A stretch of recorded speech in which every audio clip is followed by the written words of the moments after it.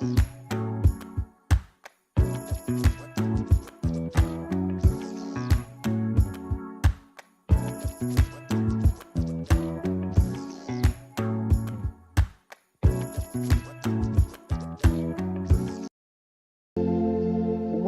to From the Files of Dr. Mac, hosted by J.J. McCollister.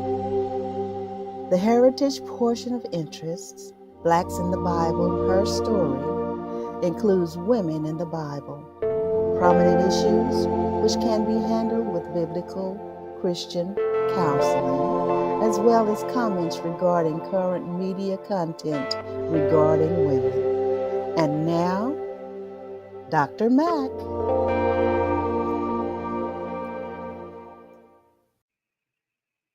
Well, hello, and welcome to From the Biblical Files of Dr. Mac. Well, this is webcast number 9, and we are going to stay in the Old Testament a little bit longer. Our topic is from the Women in the Bible series, and we're still talking about interesting women, some who are the leading characters and some who are not. I was asked the other day, how do you choose the persons you talk about? Well, I just look for someone who's interesting or someone I've heard about and I want to know more about them. So today we are going to be, as a biblical source, coming from the book of Ruth, but Ruth is not our heroine today. Our heroine is Naomi. So from the moment of its writing, this little book, the Book of Ruth, was seen as an ethnically compelling religious work of the highest order, and you can surmise that it was included in the canon of biblical studies and scripture because of several factors. The first one being the genealogy of David, the second one being the spirit of kindness, charity, and fidelity, which is the backdrop for the birth of David's grandfather, Obed, and so ultimately of David himself. The third one has to do with the allusion to the laws found in the story of Judah, Tamar, and their son Perez, which is Genesis 38. We won't get into it in detail, but there are parallels found within the book of Ruth and that story of Judah and Tamar. And fourthly, the rabbis saw divine involvement in this little story and the events that surrounded it and inspired its composition. As is true of all great literature, they understood the depth and the higher meaning in the narrative that became a folktale into a sacred piece of writing. There are two practices of note in the book of Ruth that are integral to the narrative and to our understanding of it, and it has to do with two laws from the Torah. They are the law of land redemption and a form of the Levirate marriage. In the single Torah reference to Levirate marriage, which is from Deuteronomy 25th chapter, verses 5 through 10, we are told that the obligation devolves only upon the deceased man's brother, while in the book of Ruth, Boaz, we can assume, the primary Goel, which is in Ruth 4th chapter, first verse, is really an unspecified relative of Elimelech, Ruth's father-in-law. The Levirate marriage, on the other hand, was one of those things that I was interested in. The other one is just a literal interpretation of the book of Ruth and this unusual marriage proposal that we have going on, as well as the custom of taking off one shoe. I just wanted to know a little bit more about it. So, biblical figures today or biblical characters today are Naomi and Boaz. The biblical source is the book of Ruth, chapters 1 through 4. Now, it is a very short narrative in the Bible that tells the story of a Moabite woman named Ruth who becomes the great grandmother of King David. Now, without thinking very hard, you can go back and remember what was happening in the book of Numbers with the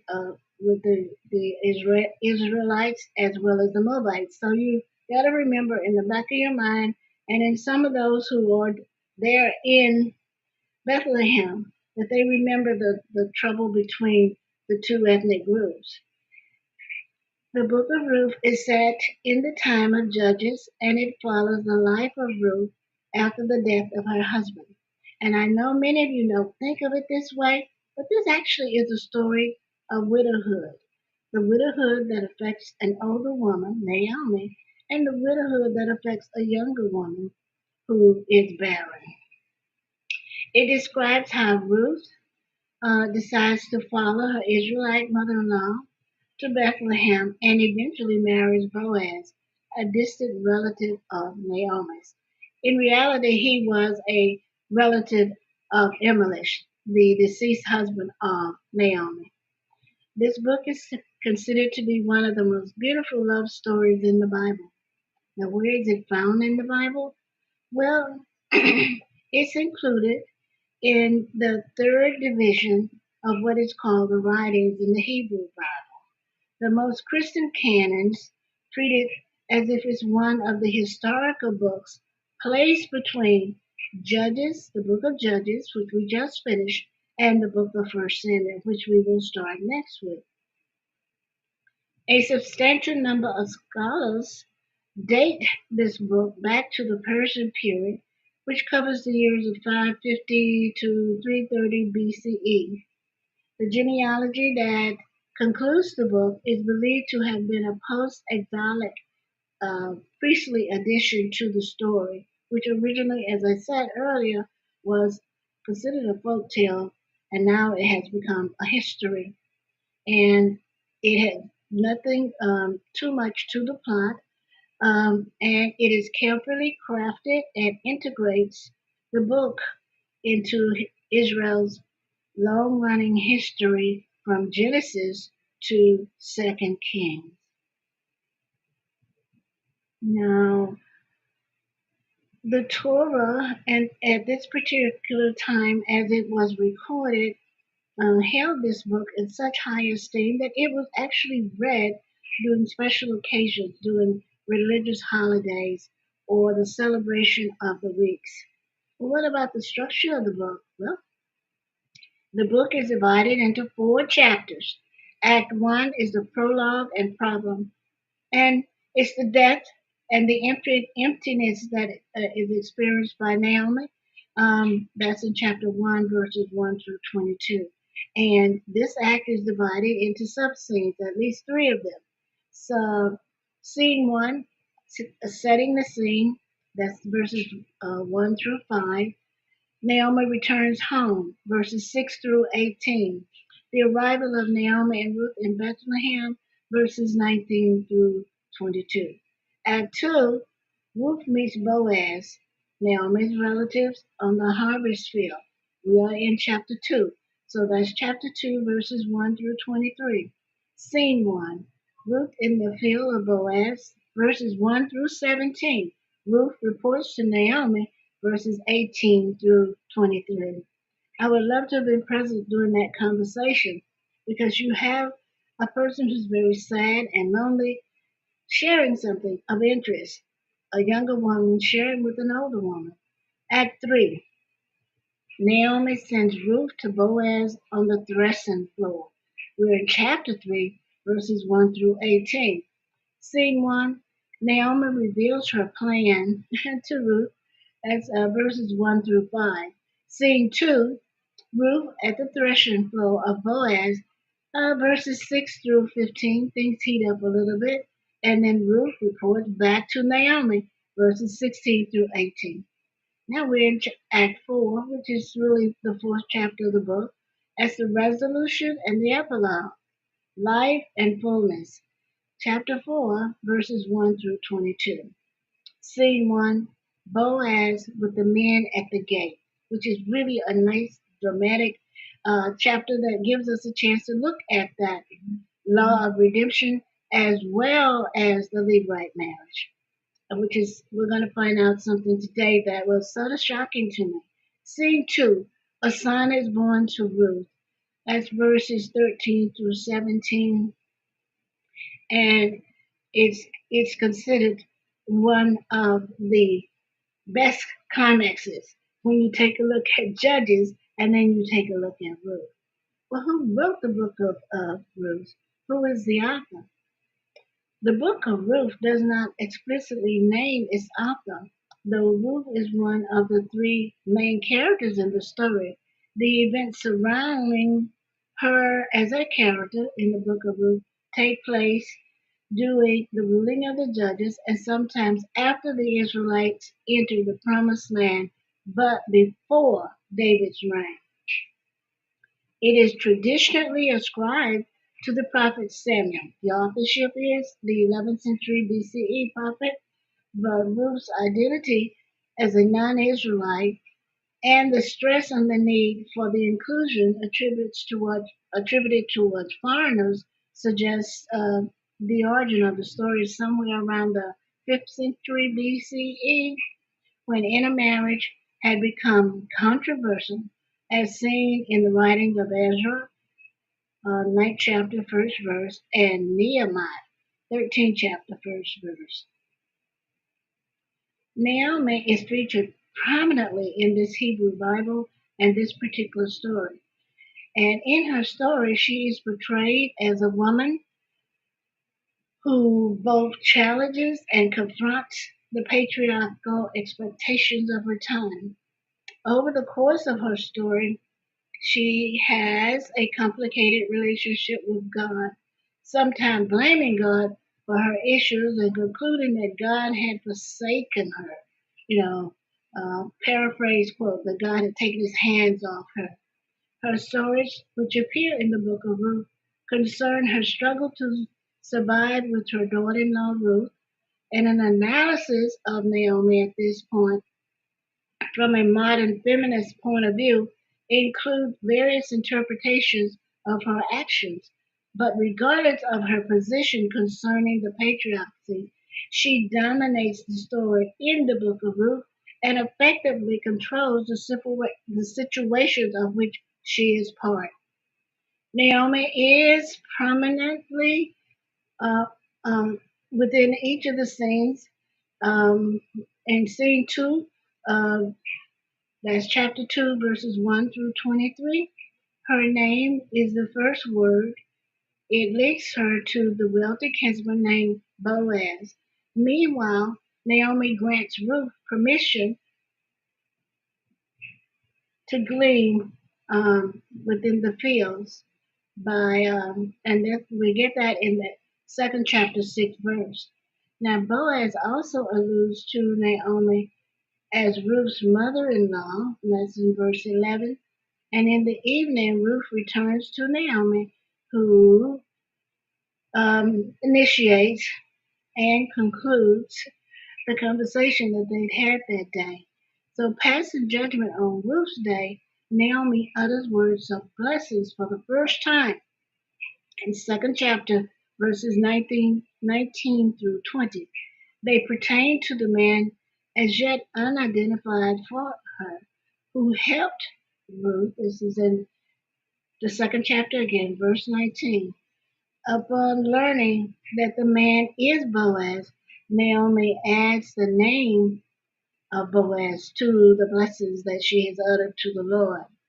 And that's in verse 20. So she invokes the God whom she has earlier faulted as the giver of bitterness. That's verse 21.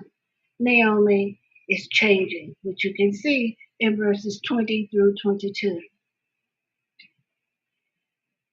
As the last to speak in scene 2, that's verse 22, and the first to speak in scene 3, that's chapter 3, verses 1 through 18, Naomi continues to direct the plot of the narrative, not waiting for matters to take their own course or for God to intervene.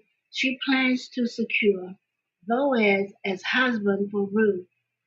In seeking security through marriage, her plan fits the structures of the patriarchal system, but it departs from them in proposing a dangerous scheme. Naomi tells her daughter, and I'm using daughter in quotes here, to dress in her fine clothes and visit Boaz in secret at the threshing floor. Now, this is the harvest festival. There she will ask him to make good on his prayer for her blessing, which is in chapter 3. It's a beloved verse there, chapter 3, verse 3 through 5. The plan succeeds. The scene ends with the two women discussing the events of the night. Naomi again initiates in verse 16 and concludes in verse 18 their exchange. From being the receiver of calamity, she has become the agent of change and challenge. We see the character of Naomi growing. When she first came back from Moab, she reminded a friend, "Don't call me Naomi, call me Mora." Mora, which means bitterness, Naomi, which means pleasant. Naomi never speaks again. Her work is finished. Nevertheless, she figures prominently in the last scene. We're in chapter 4 now, verses 1 through 21. Her name appearing 6 times. Boaz depicts Naomi as the owner of the property when he meets with the men at the elders at the gate.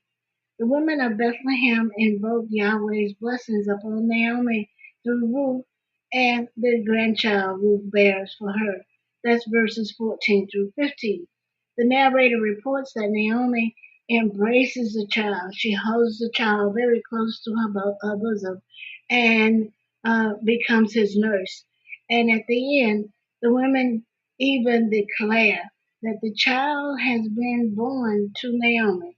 That's chapter 4, verse 17. And I didn't notice until this particular reading that the women of Bethlehem named Obed, and I find that good.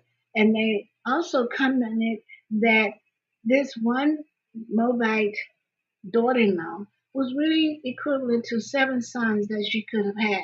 We'll talk a little bit more a little later on about why it is important that a widow have sons. And this particular, well, we've had it before in our 5 books, but we at this point it becomes a practical situation. Well, back in Genesis when we were talking about Judah and Tamar, Tamar had a very similar situation. Now, if we want to take a look at this from a feminist point of view, the feminist assessment of Naomi diverges widely depending upon the cultural, the social, the ideological, and the expert, those who are experimenting as readers. A sampling includes the following. Naomi is a cipher for male values that find fulfillment for women in marriage and children. In contrast, the loss of status for children, for childless widows in a patriarchal society, Naomi achieves importance as a mother-in-law and an independent character. Naomi is an overbearing, interfering, and domineering mother-in-law. Naomi is a caring, gracious, and altruistic mother-in-law. Naomi, the Judean, rejects Ruth as well as Oprah because she is a Moabitess. Naomi embraces Ruth, the Moabitess, uh, with a family of Judea. The Naomi and Ruth are rivals, with Naomi eventually achieving the greatest prestige.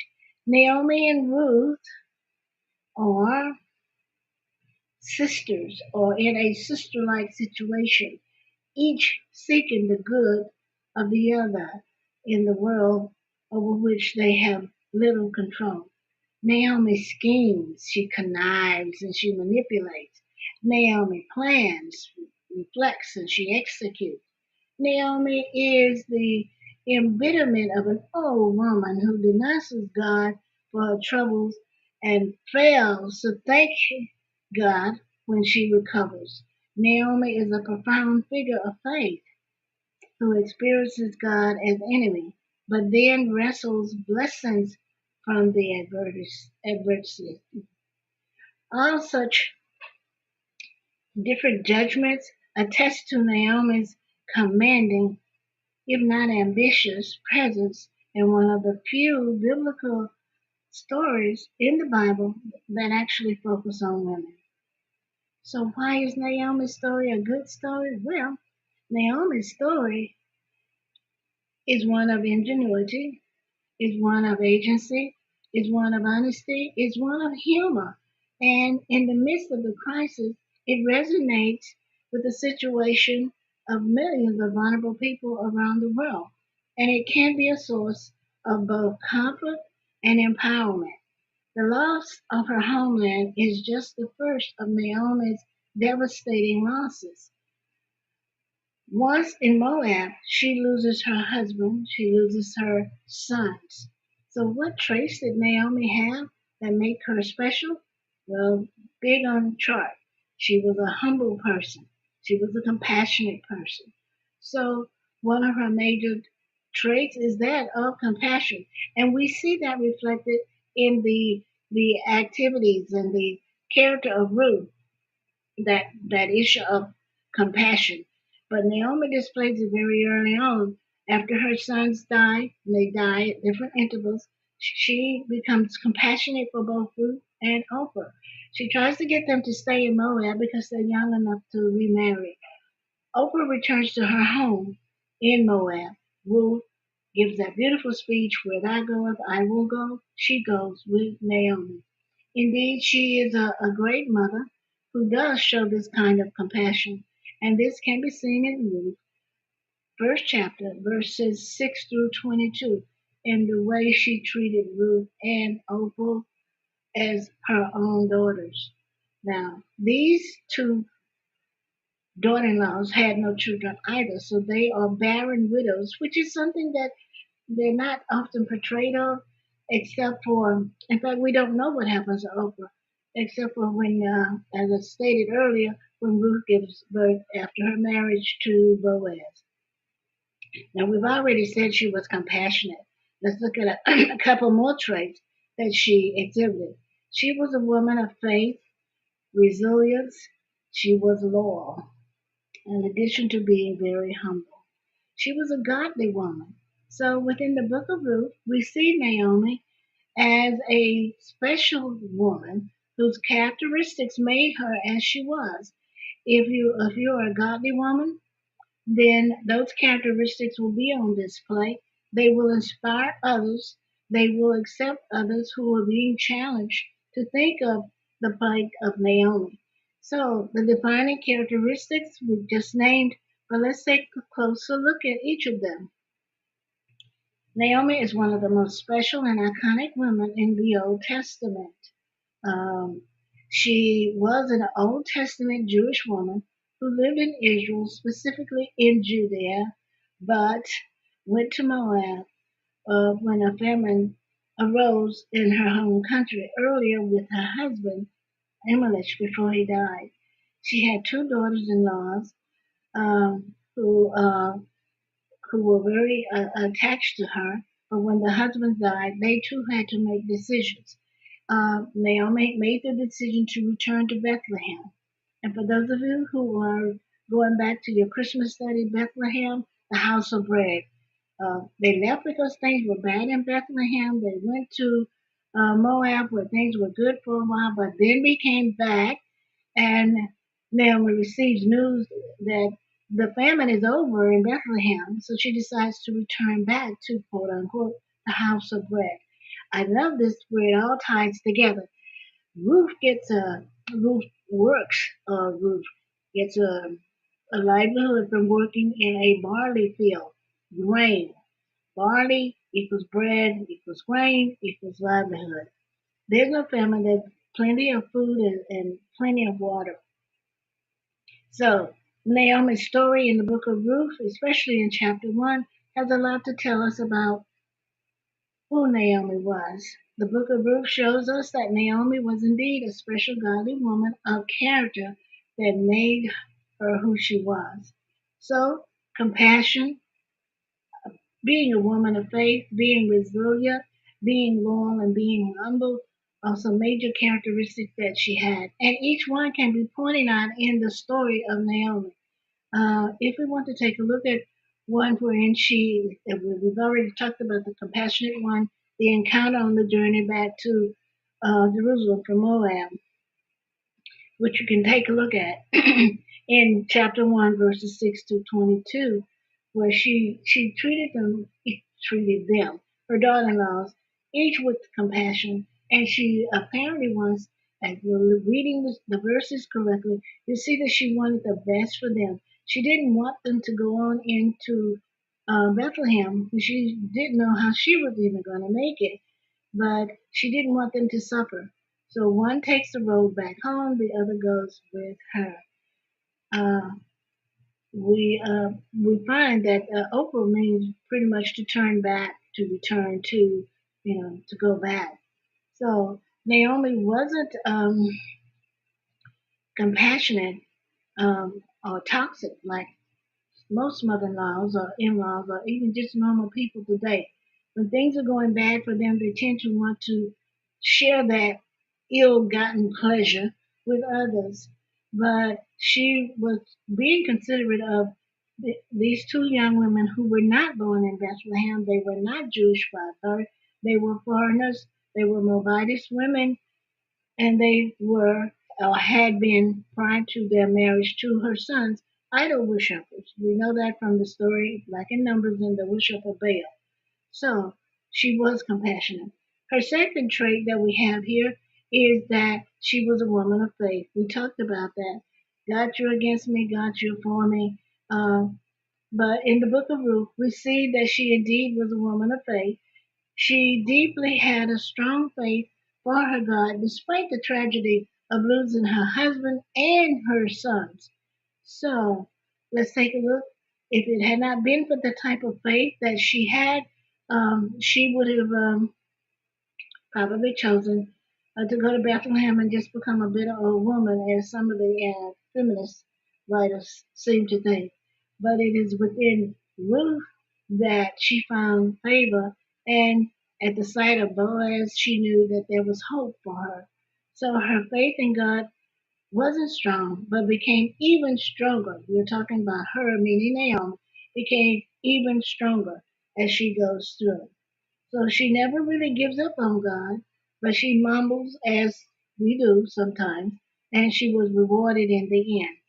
And you almost see that foreshadowed when you look at Ruth chapter 2, verses 1 through 17, where she and Ruth finally found favor in Boaz's sight and they were taken care of. You notice that he starts giving little gifts and making sure that they have barley, they have food to eat. She was resilient, which is another trait that you'll find regarding Naomi. She had great resilience, and regarding what she had gone through, she had endured a great loss and she had hardships, and she is coming home to a land, and we're going to get to the land because this is part of the law of redemption here, and she has to decide what to do with that. She remained strong, and she was determined to make a new life for herself and for Ruth. So, um, had she not been resilient, she, like most people, would have given up on life and their faith in God. Fortunately, Naomi wasn't that type of a cowardly woman, as she knew, despite what she had gone through, God was still with her. God was still with her. So when we are facing challenges, we have to remember that Naomi wasn't the type of person who would give up, even though she did complain. She didn't give up on life. She remembered that the God, the Yahweh, that she had been taught to believe in, had the power to do it. She was loyal. This is another trait. Loyalty was also part of her character, especially towards her daughter-in-law, Ruth, who had been loyal to her. In return, Naomi wanted never to abuse the loyalty that Ruth showed her, she also wanted to make life better, for her her daughter-in-law Ruth.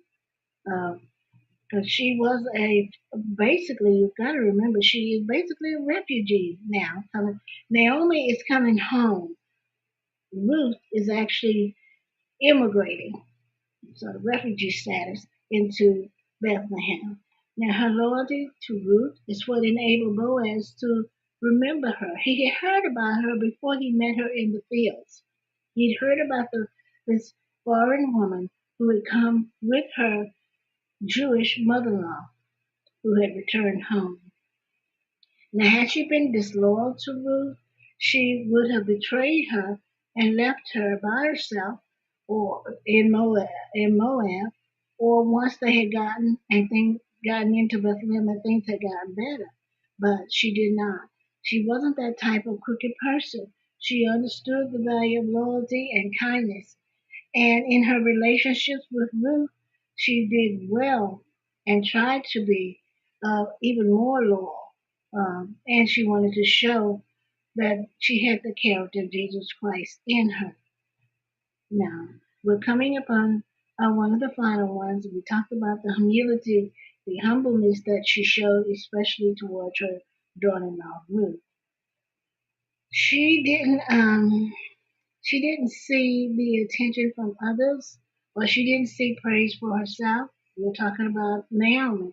Instead, she focused on serving others in love, with a heart of humility, which is in contrast to what many the so-called feminists would say. If you are a woman like Naomi, your role model, you have as a role model to show others how God can impact and influence your life. You cannot be proud, you cannot be rebellious, you have to be humble and submissive. So Naomi and Ruth, they tried to find a gentle and quiet uh, spiritual relationship that was going to benefit both of them. So we have to understand those traits. So Naomi is introduced to us in the Bible with this story. I like to think of it as Naomi who is coming out of darkness or a very dark place, and just beyond it, she's going to find the light, and that is the light of God that she knew existed, but it had sorely been tempted in her stay in Moab. Now we see her, and we see this as a story for women about women, but there are so many key lessons, and we'll list some of them that men can get out of it. If we dig a little deeper into the story of Naomi, we will find that it begins on a disastrous famine situation, okay, and it ends more on a harvest kind of situation. Um, Things are bad, and things can only get better. So we have to take a look at the fact that when Ruth leaves Moab, she's leaving her homeland, and she just goes with Naomi based on faith, pretty much. Naomi suffered from all of the great losses, personal losses that have occurred to her. Um, in the 10 tragic years, she had gone from being a citizen um, of Bethlehem to an immigrant in Moab to a foreigner, to a wife, from a wife to a widow, from a mother to a bereaved to a bereaved mother-in-law, and all of this was within the setting of a society that was dominated by male at the time. And she realized that she put herself as well as Ruth in vulnerable positions, um, because neither had children. There's a segment in here, and I'm getting excited. There's a segment where she's talking to them on the road. I like to call it the road, Moab to Bethlehem. And she says, even if I'm an old woman, even if I had children, they wouldn't be any good for you. So you have to go back and you have to find a life for yourself. But what we have here at this point is an elderly woman without male children, um, having to go back to her homeland where the property the land is hers in name because it was her husband's name. So Naomi and Ruth form a powerful team. They have sort of an eternal bond that you can start to see developing as you read through the book of Ruth. They somewhat traded places. Naomi was a foreigner in Moab. Ruth is now a foreigner in Bethlehem. They return together and they decide to make a life for themselves, to make a living for themselves. What happens as we go through? Naomi and Ruth um, just build on their faith, on their intelligence. And this is, to me, not as a feminist say, this is not something cunning. I'm not saying she thought about this, but once she met Boaz and realized that he was a kinsman, but she forgot one thing, that he was not the nearest kinsman. Uh, then she started to have some hope for herself as well as. And this thought appears as you read it, it appears almost instantaneously. Now, Naomi knows the Mosaic law that and goes around. She understands what rights she has, and they're not many. Remember, she is a woman, she is a widow. But she does know the law, and she knows about the law of redemption, land redemption. So she starts to orchestrate something and she puts these, I like to call them benchmarks, these checkpoints in place. She orchestrates this plan, and Ruth carries it out. Boaz actually falls for it because he is intrigued by Ruth, and we know that. How do we know that? He tells his servants to leave some extra barley because she's gleaning in the fields. To leave enough so she has enough for herself and for Ruth. He invites Ruth, this is Boaz, invites her to share a meal with him, and she doesn't eat all of her meal. She takes some of it back to Naomi. This is the kind of situation, the kind of bond that has been developing. And then thirdly, on the night of the harvest festival on the threshing floor. He is not in the center. He has moved off to a secluded place to sleep. I love the fact that I inferred from the reading that he didn't overindulge in drinking, he didn't overindulge in eating, but he ate enough and he went away to sort of serve as a security guard for the barley. And when Naomi's plan starts to be activated and Ruth comes in, and he wakes up, we get to this unusual proposal. Okay, she is called and we are called. So this is the arc of the gospel. Sometimes it can be humorous and sometimes it can be so full of tragedy. The end of history is a wedding banquet, not a funeral procession. Good Friday is necessary, but it's giving way to Easter and the ascension. So we can look at it. She was called to return home, not knowing that there's going to be a good outcome for her, not knowing that things are going to get better for her. So the story of Naomi and Ruth is a gospel story, which is a microcosm of life. She goes from empty to full. She goes from hungry to satisfied. She goes from resignation to hope. She goes from bitterness to joy. This is Naomi. She goes from exile to a promised land. She goes from death to life. She goes from David's seed to the seed of Christ. So that is what we have. She is calm and so are we. And what is it we need to learn from Naomi's resistance and what we need to learn from her faith is that we have the power and we have the willingness and we have to remember that only God can get this done for us. And as women, we have the wisdom to take care of this as long as we remember who's in charge.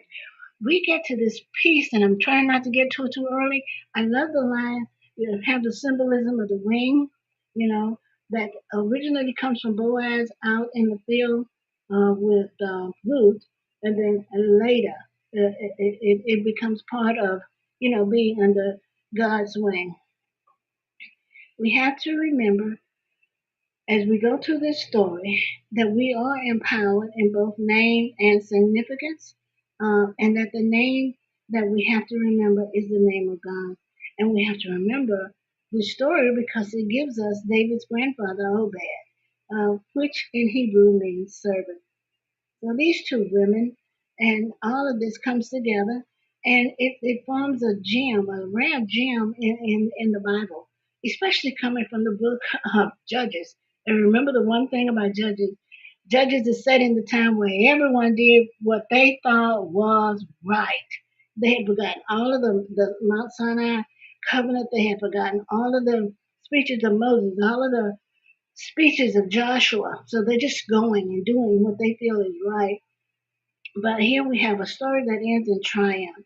And this is a story that we can go back and apply, different from the story of Esther, different from the story of Hannah, different from the story of Abigail, from the unnamed woman in the Tower of Thieves. This is a different story.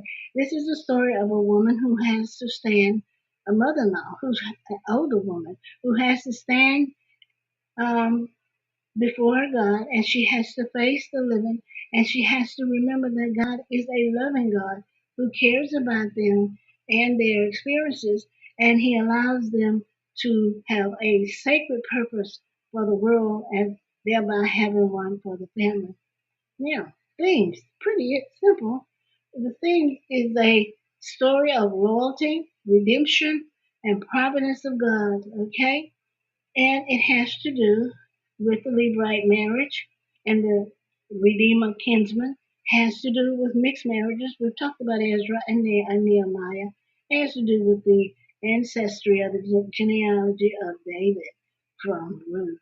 We've talked about the story being set in the time of Judges. So we have in all of this darkness in the book of Judges, we have this bright spot. Now, I am not going to say it's idyllic, it's not pastoral or whatever, but we have a bright spot where something good happens. We don't have someone being hit in the head and people rejoicing when he's dead so that life can go on for another few years without war. So we have in this point, we have a conversion from paganism to Christianity. We have a return of someone like Naomi who was Christian, who lived in a pagan environment, who becomes more Christian again. So the setting, if we want to talk about it, we talked about Moab. We talked about Bethlehem, being in Bethlehem. We talked about gleaming in the fields. We talked about the harvest festival and the threshing floor. We talked about the tribal meeting at the city gates is where we're going to go to now. The characters we already know: Naomi, Ruth, Boaz, the unnamed servant, the unnamed Redeemer kinsman who decides he is not going to marry Ruth, with the elders at the gate, and we have an unnamed servant in the field who serves as a liaison between Boaz and Ruth. Very short, but he is unnamed. So the kinsman is unnamed simply because he failed in his, what I like to say, this divine plan, because it would not have worked if God had not approved of Naomi's plan to put Ruth and Boaz together. So it's an interesting situation that we have here and the characters that we have to look. I love the fact that this is also done from a narrator's point of view. It's more of a play than anything else. So we have a Moabite woman who is put in danger every day by going to work in the fields because she's a foreigner. She would have been subject to attack. And in fact, there's a line in there where she is told to, well, Boaz suggests that she stay with the young women who were working in the field because being a foreigner, she definitely had no rights. And the potential for danger was always there. And then going to the festival at night, but she followed what Naomi had told her what to do. Now remember, Naomi was not a charming person. But she was a virtuous person. She was a pure person. She was a God-fearing person, and she went from being bitter to being quite hopeful. So Phyllis Tribble, who's one of the feminist writers who reinterprets the stories from their point of view. She said basically, and she gets around to saying it in such a nice way. Although the story's central character is Ruth, the story is actually Naomi's story. It is Naomi who shares what has to be shared.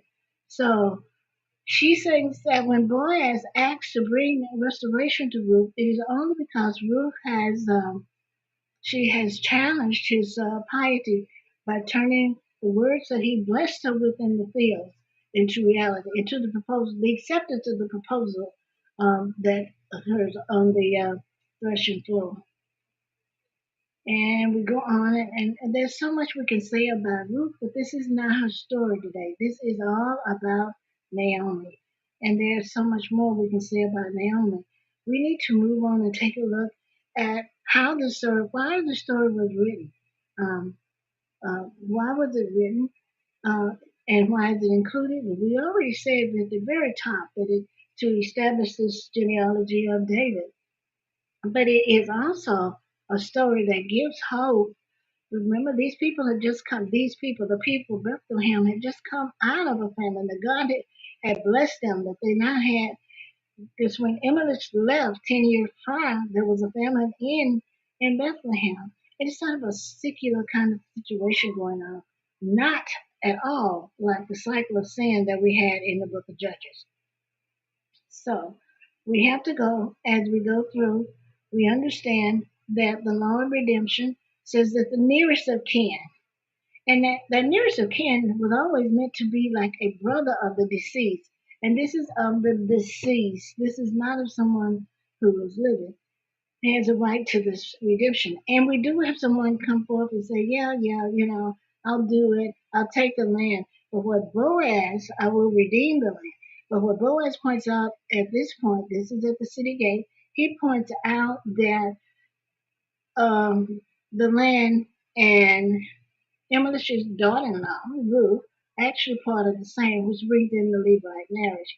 But if we're going to take a look at that, let's take a look at how this whole story is presented. We have to interpret the framework from which this story is told. There are like three that we can take a look at. We can identify the framework according to the chapters in the book. We can look at Ruth as an exotic encounter. She, we see her as one who definitely stands out. You got to remember, she's not dressing like the people, but she still has on the clothes that she had, in Moab. She doesn't talk like them. She feels alone pretty much. So because she's different, and we can take a look at that, and we can see it in Ruth third chapter third verse and Ruth third chapter fourth verse. We can see Ruth as sort of a romantic island. A romantic person, kind of like the characters in Jane Austen, for those of you who are into that. She starts off in poverty, she encounters someone who's rich. They should not get together, they get together, and and they have a happy ever after kind of situation. And you can see that in Ruth second chapter 13th verse and in Ruth third chapter first verse. Also in Ruth fourth chapter in the fifth verse, we see that kind of situation. But more importantly than anything, she has a problem with social identification. She has a problem with social identification. But before we get to that, let's talk a little bit about this law of redemption here. And we're saying it had to be someone who was actually part of the family of the husband. Remember, we're still in a patriarchal society here. And gotta remember that Boaz is not the nearest kin. He's not Mahlon's brother. Um, and he didn't dwell, and that the little consul was that they had to have lived together. He didn't dwell with them because Boaz was rich, and from all purposes, he lived on his own land. And Boaz, I love the fact that the unknown kinsman redeemer or redeemer kinsman is referred to as so and so. So and so only thinks about getting the land because it will make him quote unquote richer. But once he realizes, I have to take Ruth too, then that compromises the widow. He refers to her as a widow, the foreign widow. That could compromise his family standing, with his quote unquote wife and children that he had. And then we get to this part that was really sort of interesting. The the the widow's not there at the city gate, and there's no shaming ceremony, which is part of the original spiritual records. There had to be a shaming ceremony, And she's not there. There's no shaming ceremony in front of the elders. There are 10 of them. There's no spitting in his face, and there is the sandal removal, which is sort of a customary tradition. When you complete a business transaction, you take up your sandal and hold up your hand and hand it and give it to the person that you made the deal with. You do have that, but you do not have the spitting in the face because she's not even there. Um, so Boaz not only becomes a redeemer, he becomes a restorer of the family. And he is impressed by Ruth because she wants to make sure Naomi is included in the family and that uh, the buying of the land will result to the child or children that they may have. So you're buying back the land. That's what all of that means. It just means that we're looking at Deuteronomy, you buy back that land and it goes back into the descendants of the person who died. So technically, in the book of Ruth, we don't have a real Levite marriage, but we do have on display the law of redemption. Now, and the third framework that we can take a look at as far as how this story of Chronicles and how it is told, and we will look at Ruth chapter 2, verse 10, Ruth chapter 1, verse 16, Ruth chapter 2, verse 22. And Ruth is a identity, is seeking identity. She is an outsider.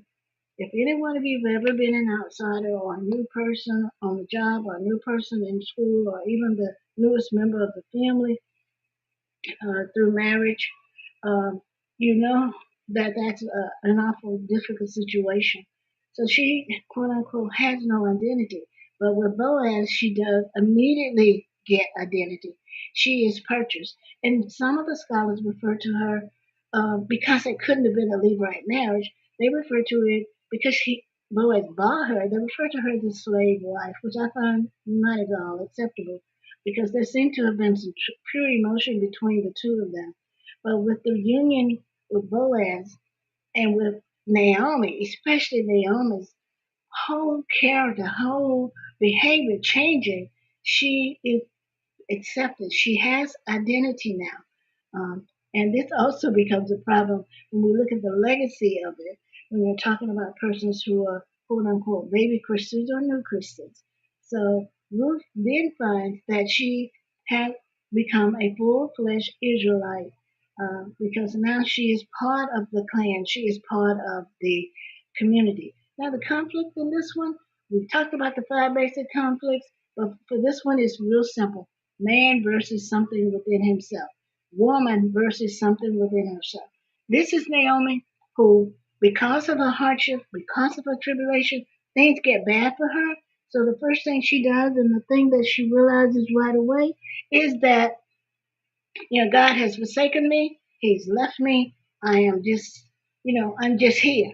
So that's the basic conflict. We have no wars, man versus man. There's no one fighting each other.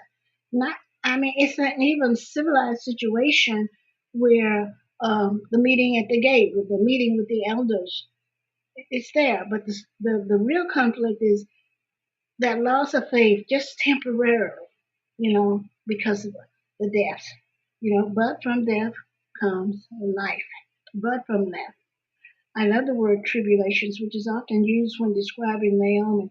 She feels the opposite of her name. Her name means pleasant, so she became unpleasant. She became, Myra.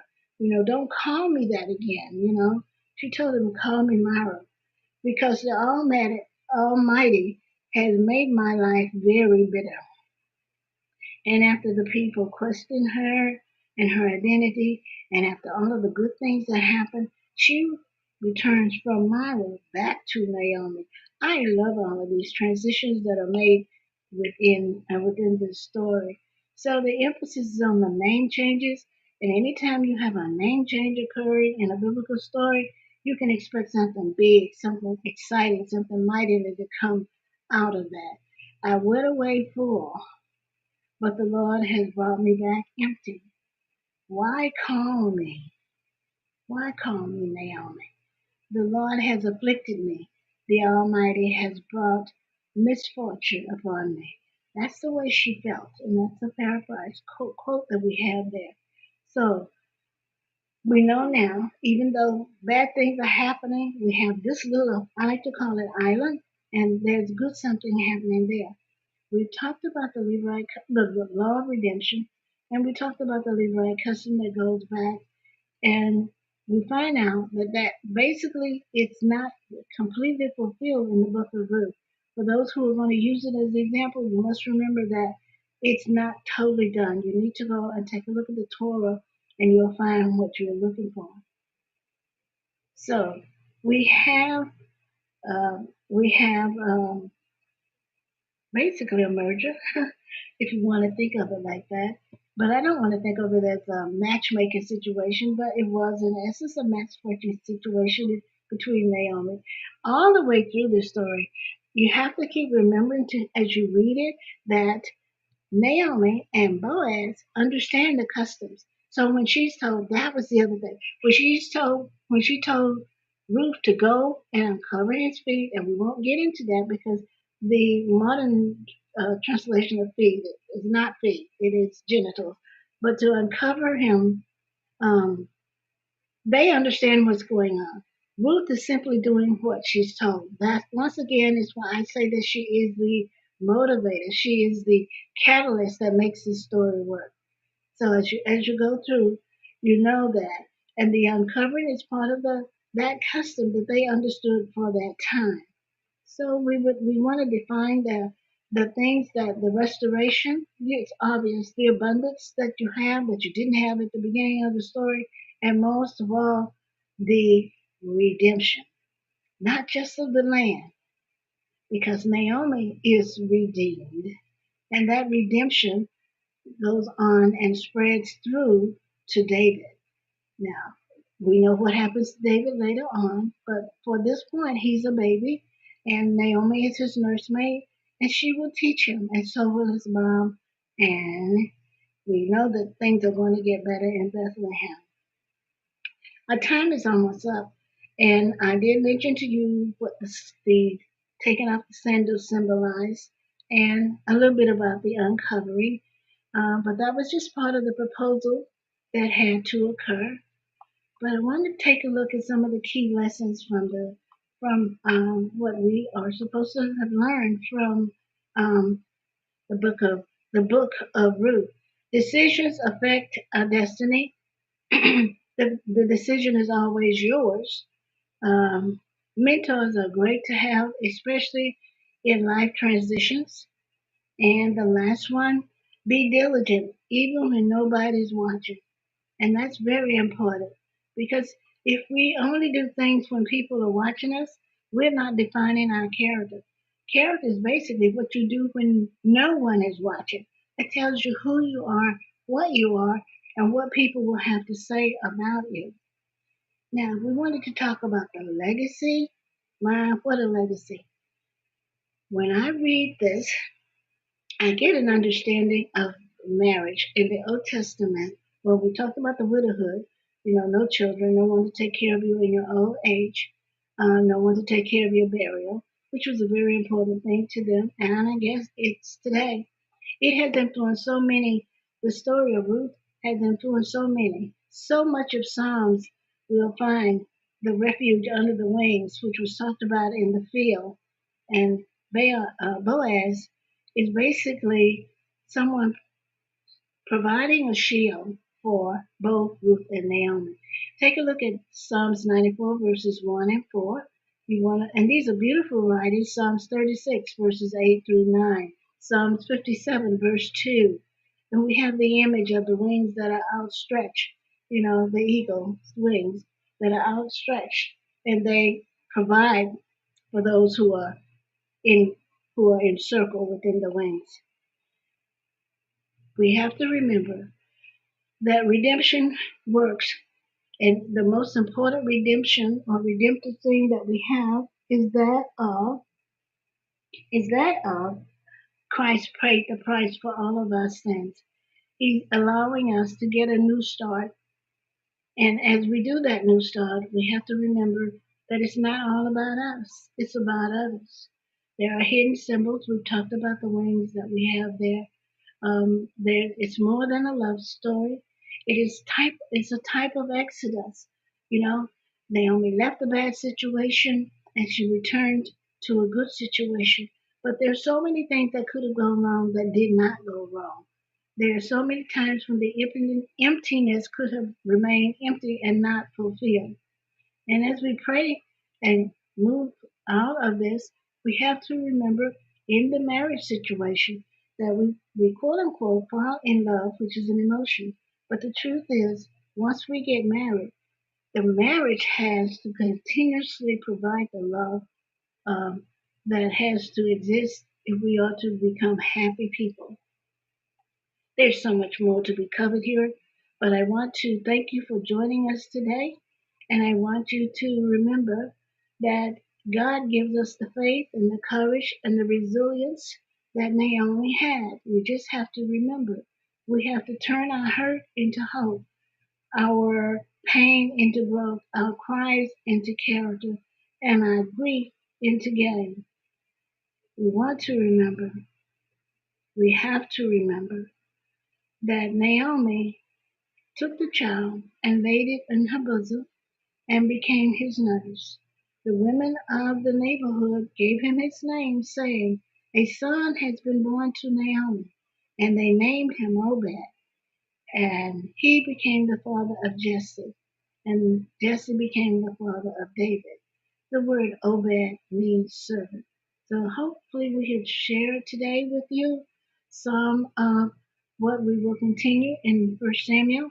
Our focus again will be on women in the book of First Samuel, and we'll be talking about Abigail and David. Thank you so much for joining us, and we look forward to sharing with you on next week. Thank you.